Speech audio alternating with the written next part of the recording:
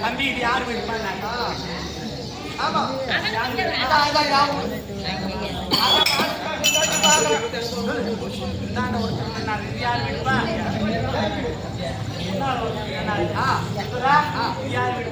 அம்மா குடிச்ச சுவாமி ஒரு மனிதனா பொறுத்தவன் ஆமா கட்ன பொண்டாட்டி மட்டுமா எண்ணிட்டு நம்ம பொண்டாட்டி சொல்லக்கூடாது நமக்கு நம்ம வீடுன்னு சொல்லணும் தப்பு இல்லையா?